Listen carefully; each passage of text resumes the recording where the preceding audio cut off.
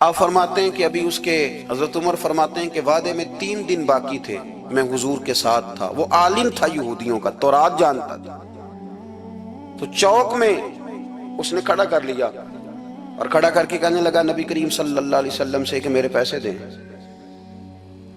تو حضور صلی اللہ علیہ وسلم نے فرمایا کہ ابھی تو 3 دن باقی ہیں وعدے میں، انشاءاللہ وعدے پہ دے دیں گے۔ میں نے جو مضمون چھیڑا ہے وہ میں نے مکمل کرنا ہے، آپ میری بات پہ توجہ کرنا۔ میں کہہ چکا ہوں کہ حضور کو دادا سے بڑا ہی پیار ہے۔ اب وہ یہودیوں کا عالم کیا کہتا ہے نبی پاک کو، تانا کس طرح دیتا ہے، معاذ اللہ ثم معاذ اللہ، نقل کفر کفر نہ باشا۔ جب حضور نے کہا نا ابھی 3 دن باقی ہیں تو کہنے لگا جی معاذ اللہ ثم معاذ اللہ، پھر معاذ اللہ، کروڑ دفعہ معاذ اللہ۔ کہنے لگا جی عبد المطلب کی اولاد کا طریقہ یہ ہے، پیسے لے لیتے ہیں پھر واپس نہیں کرتے، ہے نا اشتعال والی بات۔ یعنی ویسے ہی آپ کسی کو کہیں کہ تیرے دادے کی اولاد شاری کا طریقہ ہی وہ گرم ہو جائے گا، اور اگر یہ کہہ دیا جائے اس ذات کے بارے میں جس سے آپ پیار بھی عشق کی حد تک کرتے ہوں، تو اب تھپڑ تو بنتے ہیں نا 4، اب ڈنڈا تو بنتا ہے نا۔ لیکن میرے نبی پاک اشتعال میں نہیں آتے تھے، مزاج نہیں تھا رسول کریم کا۔ نبی کریم صلی اللہ تعالی علیہ وسلم اتنی بڑی بات کر دی کہ حضرت عمر کہتے ہیں میں نے یوں کر کے تلوار پہ ہاتھ رکھا اور نکال لی نیام سے باہر، گردن اڑاؤں گا اس گستاخ۔ رسول کریم نے فرمایا عمر یہ تو کیا کر رہا ہے، تیرے تو ذمہ یہ تھا کہ تو اسے نرمی کا کہتا اور مجھے پیسے دینے کا کہتا۔ اب اس طرح کر، اسے فلاں جگہ لے جا، وہاں کھجوریں پڑی ہیں تول کے دے دے، چل 2 کلو زیادہ بھی دے دینا۔ حضرت عمر فاروق رضی اللہ تعالیٰ عنہ کہتے ہیں میں نے کہا حضور زیادہ کس بات کی، میں تو پوری بھی ذرا ناپ تول کے دوں گا، اور احتیاط سے کس بات کی زیادہ، اس نالائق کو زیادہ دوں؟ حضور فرمانے لگے زیادہ اس لیے دینی ہے کہ تو نے اسے ڈانٹا ہے، تو نے تلوار دکھائی ہے، اب 2-3 کلو زیادہ دینی۔ حضرت عمر کہتے ہیں میں لے گیا اور میں نے 2-3 کلو کھجوریں زیادہ دی، پر وہ میرے اندر جو اس کے بارے میں کوفت تھی وہ جاتی نہیں تھی، میرا دل کرتا تھا کاٹ ڈالوں اسے، اور جب میں نے دے لی نا تو میرے قریب آیا، میرے گھٹنے پہ ہاتھ رکھا۔ آنسو بڑے قیمتی ہوتے ہیں، ایک کبھی نکلتے ہیں۔ کہتے ہیں جب میرے گھٹنے پہ اس نے ہاتھ رکھا تو وہ یہودیوں کا عالم رو پڑا، کہنے لگا عمر تیرا کیا خیال ہے کہ میں بلا وجہ یہ میں نے بات کر دی؟ کہا نہیں، تو روتا کیوں ہے، پہلے بے ادبی کرتا ہے اب روتا ہے۔ تو کہنے لگا عمر میں کوئی معمولی آدمی نہیں، میں پڑھا لکھا بندہ ہوں، معمولی ہوتا تو جلدی مان جاتا، میں تورات کا، انجیل کا، زبور کا عالم ہوں، میں نے آخری نبی کی ساری صفتیں اپنی کتابوں میں پڑھی ہیں، میں نے ساری باتیں چھپ چھپ کے نبی پاک میں دیکھ لی تھی۔ ایک بات میں نے حضور کی آزمانی تھی ابھی، وہ یہ تھا کہ نبی پاک کے سامنے جتنی بھی جہالت کرو گے نا، اللہ کے رسول کا حلم اس پر غالب آ جائے گا، حضور کا صبر اس پر غالب آئے گا۔ میں نے نا آج وہ آزمانا تھا، اور میں نے نا سازش کر کے بلال کو پیسے دیے تھے، اور میں نے سازش کر کے 3 دن پہلے مانگے تھے، پر عمر تجھے مبارک ہو، میں نے تو آزما کے مانا ہے، تو بغیر آزمائے محمد عربی کا غلام بن گیا ہے، اب لے جا، مجھے معافی بھی دلا، اور نبی پاک صلی اللہ علیہ وسلم کی غلامی بھی میرے لیے اس سند پہ بھی تو میرے ساتھ شامل ہو۔ زندگی میں اشتعال نہ اپنے آپ کو آنے دیں۔ لوگ دنیا میں باتیں کرنے آئے ہیں، اور باتیں کرنے والے رہ جایا کرتے ہیں، باتیں کرنے والے، میری بات کی سمجھ آ رہی ہے، اور کام کرنے والے وہ کر جاتے ہیں۔ اگر آپ باتوں پہ آپ وقت گزاریں گے تو رہ گئے۔ اشتعال، وکیلوں کو بھی یہاں اشتعال آتا ہے، یہاں ڈاکٹروں کو بھی اشتعال آتا ہے، یہاں فلانے کو بھی اشتعال آتا ہے، یہاں بھئی آپ کس چکر میں پڑ گئے؟ اگر آپ کو اشتعال ہی آنا ہے، آپ دیکھیں نا اہل طائف نے نبی پاک کے ساتھ کیا کیا۔ تاریخ میں نا کچھ الفاظ ایسے ہیں جو پڑھے نہیں جاتے۔ جب انہوں نے کہا کہ معاذ اللہ آپ نبی ہیں جو دروازہ گھوم رہے ہیں، آپ نبی ہیں جن کے ساتھ لشکر ہی کوئی نہیں، پیسے ہی کوئی نہیں، آپ ہیں، اتنے سخت جملے، پھر پتھر بھی مارے۔ اشتعال تو 1.5 منٹ میں آ جاتا بندے کو، اور ہمارے ہاں تو رہ بھی صرف اشتعال ہی ہے، صرف اشتعال ہی ہے، جس کو دیکھو اسے اشتعال ہے، ادھر بھی لڑائی، ادھر بھی دنگا، ادھر بھی فساد۔ بھئی آپ چھوڑیں۔ رسول کریم علیہ السلام کو حضرت زید بن حارثہ نے کہا حضور دعا کریں یہ تباہ ہو جائے، نبی پاک نے فرمایا لفظ حدیث کے، فرمایا لم ابعث لعانا، فرمایا میں کو تانے دینے والا بن کے آیا ہوں، میں وہ ہوں جو تانا زنی کروں گا، بد دعا دوں گا انہیں؟ فرمایا انما بعثتُ ہادیا و رحمہ، فرمایا میں تو رحمت بن کے آیا ہوں اور لوگوں کو ہدایت کا راستہ دکھانے کے لیے آیا ہوں۔ زندگی میں کبھی بھی اشتہار۔ ایک بات اور کرنی ہے آپ سے، اس پر بھی آپ نے خاص توجہ کرنی ہے، جو ہمارے لیے سرکار کی محتاجی میں سے خیرات ہم نے لینی ہے، وہ یہ ہے کہ نبی پاک صلی اللہ علیہ وسلم کو نا قرآن مجید نے حریص کہا۔ اللہ اکبر۔ یہاں شاید آپ مجھے کہہ دیں تو میں ناراض ہو جاؤں، لیکن قرآن نے کہا حریص علیکم بالمؤمنین رؤوف الرحیم۔ اللہ کرے کہ ہم قرآن کے الفاظ پر غور کریں۔ حریص علیکم، اے میرے محبوب کے غلاموں، نبی پاک صلی اللہ علیہ وسلم نا تم پر حریص ہیں، یعنی تمہاری بھلائی چاہنے میں جلدی کرتے ہیں، تمہاری بھلائی چاہنے میں۔ یہ ایسے الفاظ ہیں کہ اس سے بڑھ کر میں ان کا معنی نہیں کر سکتا، اگرچہ علماء تفسیر نے حریص علیکم کے کئی معنی بیان فرمایا محبوب کو جلدی ہے۔ بیٹا بھی اماں سے کہتا ہے اماں آہستہ آہستہ ہی میری ترقی ہوگی نا۔ اب مرید بھی پیر صاحب سے کہتا ہے حضرت صاحب ہوں میں شروع کرتے لئیے سویرے اٹھتے پہنا تے اے میں ہولی ہولی کر کے داڑھی، مجھے تو خیر بہت سارے کہتے ہیں، اس لیے ایک میرے سنگی ہیں اللہ تعالیٰ انہیں جزائے خیر دے، وہ جنوبی پنجاب سے ہیں تو وہ سرائکی ہیں۔ اب ہمیں اللہ نے یہ اعزاز دیا ہوتا ہے کہ ہمارے پاس ہر زبان کا بندہ ہوتا ہے، اس لیے کئی دفعہ اپنی زبان بھی گڈ مڈ ہو جاتی ہے، کیونکہ سب سے بات کرنی ہوتی ہے نا جی۔ تو مجھے کہنے لگے ایک دن فون کر کے پیر صاحب مبارک ہو گئے۔ میں نے کہا جی خیر مبارک، کیا ہوا؟ کہنے میں ان چھوٹی چھوٹی داڑھی رکھ لئی اللہ دے فضل نہ۔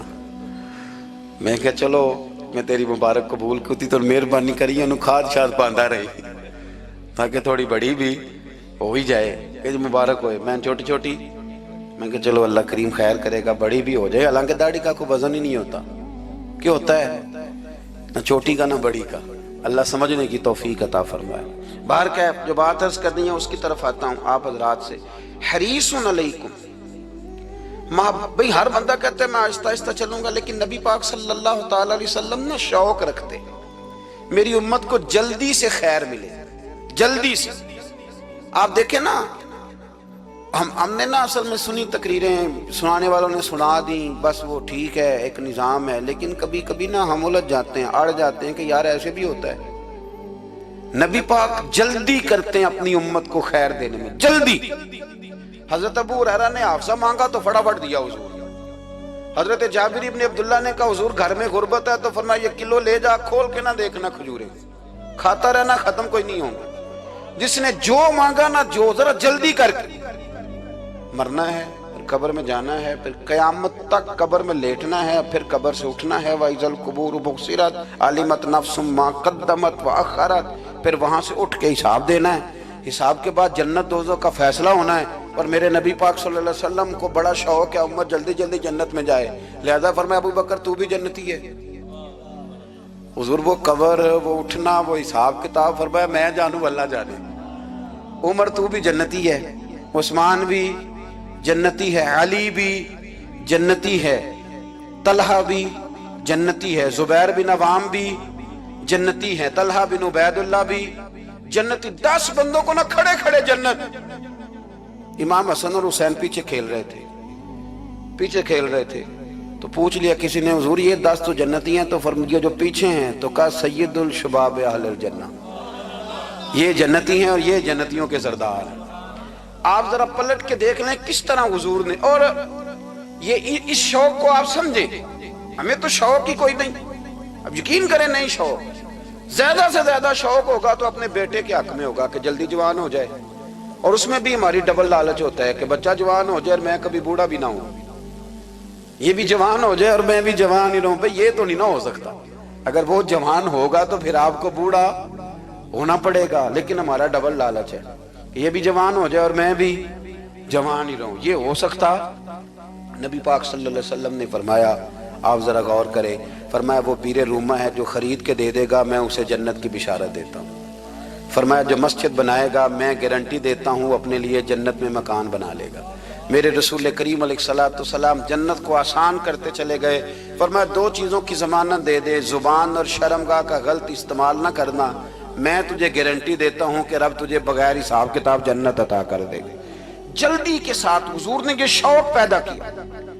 ہمارے ہاں نا ہر معاملے میں تیزی ہے، امیر راتوں رات ہونا ہے، حسین راتوں رات ہونا ہے، اور بادشاہ بھی نیک ذرا آہستہ آہستہ ہو کے کرنا ہے، آہستہ آہستہ آہستہ آہستہ۔ اور تو ہر ویلے مسیطے بہ رہنا ہے تے اور کتے بھئی ہے جی؟ بھئی مسجد اللہ کا گھر ہے، تیرے گھر بیٹھتے تو 2-3 دن زیادہ بیٹھتے، تو نے کہنا تھا کوئی اور کام بھی کریا کر، اللہ کے گھر بیٹھے ہیں تو یہاں بھی تجھے اعتراض ہے، کدھر جا کے بیٹھے، کدھر بیٹھے جا کے؟ ہمارا ایک پیر بھائی تھا، اللہ اکبر، تو حضرت صاحب کے پاس آ کے نا کسی نے شکایت لگائی اس کی کہ اس کے گھر والے کہتے ہیں تیار والے پیران کو لے بیٹھا رہنا ہے، تو سب آس پہ فرمان لگے ایک باری پھر گل کری، کہتا جو کہتے ہیں ہر وقت پیروں کے پاس بیٹھ رہتا، فرمایا یار بڑا مزہ ہے، ایک باری پھر کری۔ تو وہ جب حضرت صاحب کو مزہ آتا تھا تو ہمیں مفت میں آنا شروع ہو جاتا تھا۔ تو یہ تو بڑی بات ہے نا جی کہ کوئی کسی اللہ والے کے پاس بیٹھتا ہے۔ میری بات کو سمجھ لیں، جلدی کرتے رسول کریم، ہمیں بھی تھوڑی جلدی کرنی چاہیے نبی پاک کا غلام بننے میں۔ صحابہ نے بڑی جلدی کی، آپ یقین کریں 1 منٹ بھی دائیں بائیں نہیں، بس آج حکم آیا، آج ختم، آج ہی عمل ہوگا، کل پرسوں کی بات کوئی نہیں۔ ساری دنیا جاتی ہے نا مدینہ شریف اور جا کے دیکھتی ہے مسجد قبلتین، 2 قبلوں والی مسجد، یار بڑا مشکل کام ہے، بڑا مشکل کام ہے۔ لوگ کہتے ہیں پہلا تسی انجان دے سو، اب یہ کہنا شروع کر دیا بڑا مشکل کام ہے۔ حضور نے 4 رکعتوں والی نماز 2 ادھر منہ کر کے پڑھائی اور پھر 2 رکھتے ہیں، اور یار مشکل ہے کام، بڑا مشکل۔ یہاں تو میرے بھائی پگڑی کا سٹائل بدل ناراض ہو جاتے ہیں، اور میرے رسول کریم صلی اللہ علیہ وسلم نے کعبے کا رخ ہی پھیر لیا تو سلام کے بعد صحابہ نے سوال نہیں کیا۔ کسی نے پوچھا کل تم نے 2 ادھر پڑھی تھی، آج 2 ادھر پڑھی، انہوں نے کہا ہم نے قبلہ نہیں دیکھا، ہم نے تو یہ دیکھا امام کدھر جا رہا ہے۔ حاجیو آؤ شہنشاہ کا روضہ دیکھو، کعبہ تو دیکھ چکے اب کعبے کا بھی کعبہ دیکھو۔ جلدی کریں، وقت بڑا تھوڑا ہے، بیماری فٹافٹ آ جاتی ہے کچھ پتہ نہیں چلتا، کمزوری فٹافٹ آ جاتی ہے کچھ پتہ نہیں چلتا، بہت سارے حالات ہیں جو جلدی خراب ہو جاتے ہیں۔ نبی پاک صلی اللہ تعالی علیہ وسلم نے نا اپنی امت کو بڑی ساری خیر اللہ سے لے کے دی، ہمارا دین بڑی جلدی مکمل ہوا، 23 سالوں میں مکمل دین حضور نے ہمیں عطا فرمایا۔ اور پھر ایک اور مزے کی اور لطف کی بات یہ کہ ایک ہے کہ جنگیں بھی ہو رہی ہیں، ہم کہتے ہیں جی آرام سے بیٹھیں گے تو دین کی بات کریں گے، جنگیں بھی جاری ہیں، بدر ہے، احد ہے، آخر دم تک۔ جس دن سرکار کا وصال ہوا اس دن بھی نبی پاک صلی اللہ علیہ وسلم نے لشکر روانہ کیا، اس دن بھی لشکر روانہ کیا، جنگیں بھی ہو رہی ہیں، اور ساتھ ساتھ رسول پاک نماز، عبادت، تہجد، مسواک، شریعت، دین، تقوی، پرہیزگاری، ان ساری باتوں کا درس بھی بیان فرما رہے ہیں۔ ہم کہتے ہیں جی وہ فلانے حالات ٹھیک ہو جائیں گے کاروباری تو پھر میں مسجد ہوں، بھئی حالت جنگ میں بھی جنگ بھی چلتی رہتی تھی، تہجد بھی چلتی رہتی تھی، وہاں یہ حال تھا کہ وہاں پریشانی بھی چلتی رہتی تھی اور درود و سلام بھی چلتا رہتا تھا۔ میرے رسول کریم صلی اللہ علیہ وسلم کے غلاموں، اپنے زندگی میں ناکام وہ لوگ وہ جنہوں نے وقت ضائع کیا، وقت نہیں ضائع کرے۔ ایک آدھ بات حضور غوث پاک کی عرض کرتا ہوں، حضور غوث پاک رضی اللہ تعالیٰ عنہ نے نا نبی پاک صلی اللہ علیہ وسلم کی اتباع میں وقت گزارا ہے۔ کچھ بندے اللہ کے بڑے خاص ہوتے ہیں، حضور غوث پاک رضی اللہ تعالیٰ عنہ کو اللہ نے اعزاز عطا فرمایا، شان عطا فرمائی کہ غوث اعظم درمیان اولیاء جو محمد درمیان انبیاء۔ اس طرح نبیوں میں رسول کریم کا مقام ہے نا، اس طرح ولیوں میں غوث پاک جیلانی کا مقام ہے۔ حضور غوث پاک رضی اللہ تعالیٰ عنہ کو اللہ نے کئی اعزازات دیے، سب سے بڑی بات یہ کہ اللہ نے انہیں کرامات عطا کی۔ کرامت دین کا پورا ایک حصہ ہے۔ ہمارے یہاں نا لوگ کہتے ہیں اخلاق بیان کریں جی، وہ کہتے کیا تھے، کرامت کیا ہوتی؟ بھئی کرامت تو قرآن پاک نے بیان فرمائی۔ آصف بن برخیہ جناب بلقیس کا، ملکہ بلقیس کا تخت لائے تھے، یہ اللہ نے کیوں آیت نازل کی قرآن پاک میں؟ وہ قصہ کہانی ہے کہ وہ جی تخت لائیں، یہ کیوں بیان کی؟ اور تخت آیا کس طرح آیا؟ انہوں نے کہا کہ آنکھ جھپکنے سے پہلے آ جائے گا. پھر آیا کہ نہیں آیا؟ ان سے پوچھا یہ کیسے آیا؟ کہنے لگے ھذا من فضل ربی. او سنگیو، صرف حضرت سلیمان علیہ السلام کا امتی تخت لا سکتا ہے، نبی پاک کا غلام نہیں لا سکتا؟ یار آپ نے کرامت کا انکار کر کے اپنے آپ کو کمزور کر لیا. اور نہیں جی نہیں، یہ کیسے ہو؟ کیا مطلب ہے اس کا؟ آپ سورہ نمل روز پڑھیں اور جناب سلیمان علیہ السلام کے امتی کی شان بیان کریں کہ وہ آنکھ جھپکنے سے پہلے 80 گز اونچا، 80 گز چوڑا، 80 من وزنی تخت آنکھ جھپکنے سے پہلے لے آئے. کسی بندے کا ایمان خراب نہیں ہوتا. اور میرے غوث پاک جیلانی، یہ وہ بندے ہیں جن کے بارے میں نبی پاک نے فرمایا کہ میری امت کے علماء بنی اسرائیل کے نبیوں کی طرح ہیں، امتیوں کی طرح نہیں. کن کی طرح؟ نبیوں کی طرح، نبیوں کی طرح. حضرت غوث پاک رضی اللہ تعالیٰ عنہ ہم کو ملانگ لوگ نہیں ہیں الحمدللہ تعالیٰ. ہم تو غوث پاک کی کرامت بھی مانتے ہیں پر قرآن و سنت کی اینک لگا کے مانتے ہیں. یہ میری بات سمجھ لیں. حضرت غوث پاک رضی اللہ تعالیٰ عنہ طالب علموں کو سبق پڑھا رہے تھے تو سبق پڑھاتے پڑھاتے نا ہاتھ آگے بڑھایا تو اچانک ہاتھ واپس آیا تو گیلا ہو گیا تھا سارا. تو شاگرد بھی بڑے سیانے ہوتے ہیں، انہوں نے سبق چھوڑ دیا، استاد جی کے گیلے بازو کو دیکھنا شروع کیا. حضور یہ کیا ہے؟ تو غوث پاک بھی غوث پاک تھے. ہر بندے کا ہاضمہ اتنا اچھا نہیں ہوتا کہ اس کو ہر بات ہضم ہو جائے. کئیوں کو بد ہضمی بھی بڑی سخت ہوتی ہے، کھٹے کھٹے ڈکار آتے ہیں بات سن کے، کانوں سے دھواں بھی نکلتا ہے کئی دفعہ. تو انہوں نے پوچھ لیا فٹافٹ کہ حضور یہ کیا ہوا؟ تو غوث پاک کو پتا تھا کہ سب کا ہاضمہ ٹھیک ہے. میاں صاحب نے بھی کہا تھا خاصاں دی گلامہ آگے نہیں مناسب کرنی. اگلا شعر میں نہیں یہ پڑھنا کیونکہ زیادہ ڈاڈ ہے تو میں ادھر ہی رہتا ہوں. اتنا ہی کافی ہے کہ خاصاں دی گلامہ آگے نہیں مناسب کرنی. انہوں نے کہا حضور یہ کیا ہے؟ تو آپ فرمانے لگے تمہارے والی بات نہیں. اللہ اکبر. ابھی سبق پورا ہو رہا تھا تو بندے دوڑے دوڑے آ گئے اور انہوں نے نعرے لگانے شروع، یا غوث یا غوث یا غوث. لوگ کہتے ہیں غوث پاک سے ملتا نہیں. میں کہ ٹھیک ہے انہوں نہیں نہ ملیا، جنہوں ملیا اس تے رولا پانا نہ بڑا ملیا ہے بڑا ملیا ہے بڑا ملیا. اپنا اپنا معاملہ نا. کسی نے کہا حضور کچھ نہیں دیتے تو کسی نے کہا میرے کریم سے گر قطرہ کسی نے مانگا، دریا بہا دیے، در بے بہا دیے. جس کو ملا ہے وہ تو شور کرے گا. تو تھوڑی دیر کے بعد ہی بندے پہنچ گئے.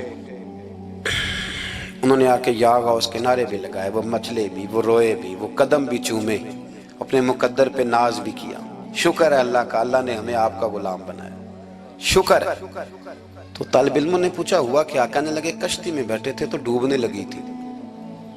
تو ہم نے کہا کہ ہم تو غوث پاک کے ماننے والے ہیں. تو پھر حضور غوث اعظم کا دست مبارک نمودار ہوا ہے اور کشتی کو پکڑ کے کنارے لگا دیا ہے، کشتی کو پکڑ کے کنارے لگا دیا ہے. ایک قریب کہنے لگا یہ کیسے ہو سکتا ہے؟ تو دوسرا اس کی کمر پہ تھپکے دے کے کہنے لگا ویسے ہی ہو سکتا ہے جیسے آصف بن برقیہ کے ساتھ ہوا تھا، بالکل ویسے ہی ہو سکتا ہے. سیدنا غوث اعظم کی کرامات اتنی متواتر کے ساتھ ہیں کہ ملا علی قاری فرماتے اتنی تو کرامتیں سنی نہیں جتنی غوث پاک کو اللہ نے عطا فرمائی. رب کریم نے انہیں درجہ دیا، وقار دیا، ان کی دعاؤں کو قبولیت دی. اللہ نے انہیں اعزاز کے ساتھ نوازا، اللہ نے ان پر فضل فرمایا. ایک تاجر تھا تو ملک شام جاتا تھا اکثر تجارت کرنے کے لیے، مال کما کے لاتا، غریبوں کی بھی مدد کرتا، مدارس کی، مساجد کی، سب جگہ جہاں دین کی ضرورت ہوتی پہنچتا. ایک بغداد میں اور درویش بھی گزرے جن کا نام شیخ حماد ہے، وہ بھی بڑے درویش تھے.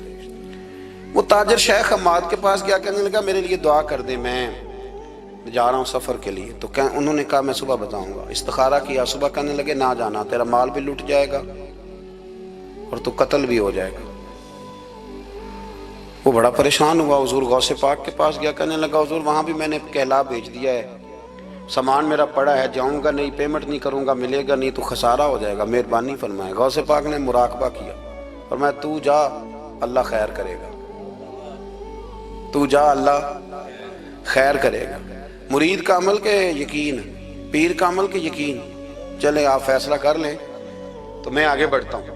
حضرت غوث اعظم رضی اللہ تعالیٰ عنہ نے مرید سے کہا تو جا اور اللہ خیر کرے گا. وہ گیا کہتے میں نے پیمنٹ کی، مال لیا، واپس آیا، گھوڑوں کا سفر تھا، رستے میں رات کو ایک جگہ سویا، خواب دیکھتا ہوں، خواب میں ڈاکو آ گئے، انہوں نے پہلے مال لوٹا، پھر مجھے قتل کیا، اور جب میرے گردن پر انہوں نے خنجر چلائی، خواب دیکھ رہا ہوں تو میری فٹافٹ آنکھ کھل گئی، اور جب میری آنکھ کھلی تو میں اسی وقت ہی رخت سفر باندھا، سر پٹ گھوڑے دڑائے، کچھ رات کو کچھ دن کو، سویرے بغداد پہنچ گیا۔ کہتے خیال تھا کہ پہلے غوث پاک کے پاس جاؤں گا، لیکن پہلے شیخ حماد سے ملاقات ہو گئی، میرا چہرہ دیکھا، پریشان تو دیکھ کے مسکرائے، فرمانے لگے بھی تیرا پیر بڑا شاندار ہے، تیرا پیر بڑا شاندار ہے، وہ کام جو حقیقت میں ہونا تھا نا، حقیقت میں انہوں نے دعا کی ہے تو رب کریم نے اسے خواب بنا دیا ہے، ان کی دعا کی برکت سے اللہ نے اسے۔ اب میں بات مضبوط کرنا چاہتا ہوں تو میں ایک حدیث پاک بھی پڑھ دوں، لوگ کہیں گے جی مرنے والا بھی بڑھ جاتا ہے، عمر بھی بڑھ جاتی ہے، مشکات کی حدیث ہے، ترمذی میں بھی موجود ہے، نبی پاک صلی اللہ علیہ وسلم نے فرمایا ہے اگر تم چاہتے ہو رزق بھی بڑھ جائے، عمر بھی لمبی ہو جائے، تو اپنے رشتہ داروں سے اچھا سلوک کرو۔ اس کا مطلب ہے کہ عمر بڑھ جاتی ہے، موت کچھ وقت کے لیے ٹل بھی جاتی ہے۔ حضور غوث پاک کو اللہ نے بڑا اعزاز دیا، بڑی کرامات دی۔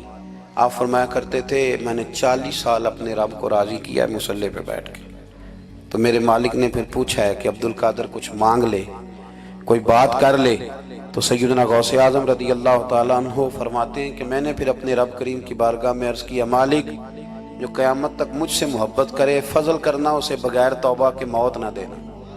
تو میرے رب نے میری اس دعا کو شرف قبولیت عطا فرمایا کہ جو مجھ سے پیار کرے گا، میرا نام لے گا، وہ بغیر توبہ کے نہیں مرے گا۔ جنات بھی آپ کی بارگاہ میں حاضر ہوتے، آپ کو شیخ بحر و بر کہا جاتا ہے۔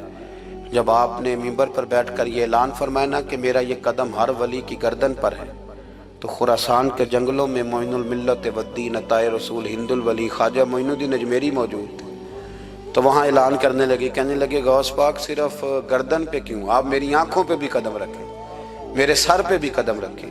اللہ نے ان اولیاء کو بڑا اعزاز دیا، انہیں اللہ نے بڑی شان دی۔ اپنی نسبت اللہ کے بندوں سے مضبوط رکھیں۔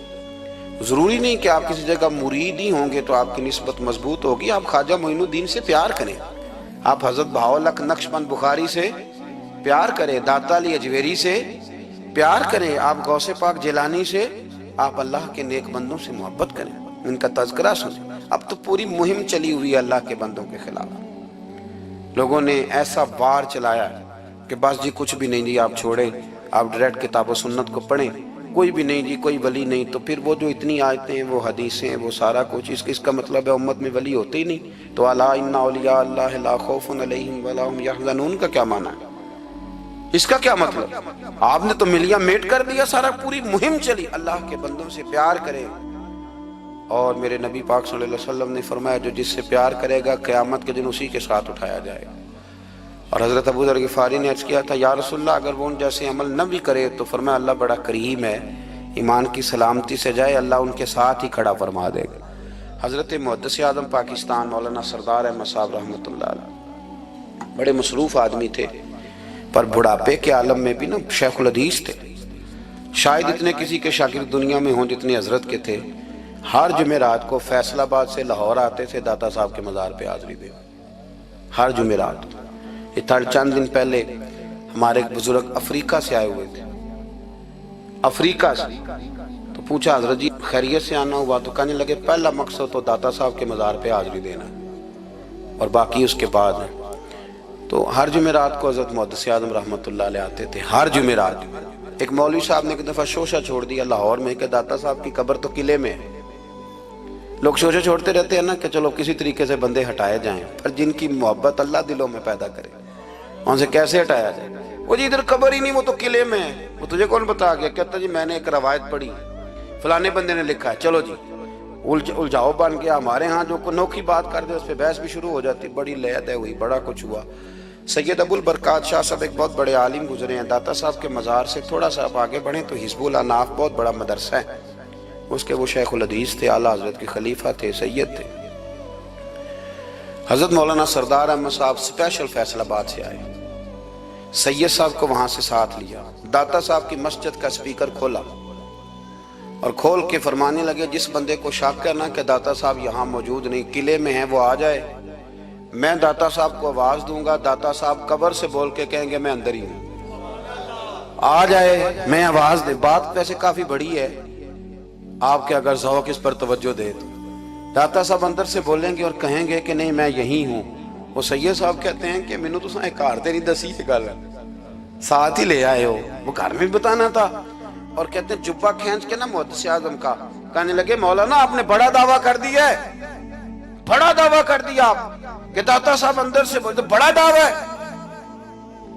مولانا سردار احمد صاحب فرمانے لگے سید صاحب اپنی مرضی سے نہیں کیا، داتا صاحب سے پوچھ کے کیا ہے، داتا صاحب نے مجھے کہا ہے تو آواز دینا اور میں اندر سے بول پڑوں گا۔ فرمایا میں کل شام تک ادھر بیٹھا ہوں، جس کا دل کرے وہ آئے، میں انشاءاللہ تعالی آواز دوں گا اور علی بن عثمان حجویری قبر کے اندر سے بولیں گے، لیکن چونکہ پیچھے کرم تھا نا لہذا آیا کوئی بھی نہیں، پہنچا کوئی بندہ۔ تو یاد رکھیں اللہ کے بندوں سے پیار کریں۔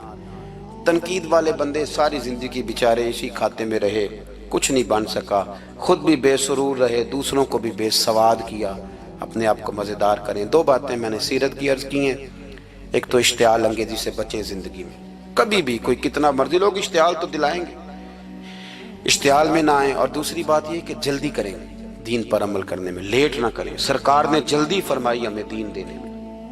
اور پھر ایک بات میں نے آپ کی خدمت میں یہ عرض کی ہے کہ اللہ کے ولیوں سے پیار کریں، اللہ ہمیں سمجھنے کی توفیق عطا فرمائے۔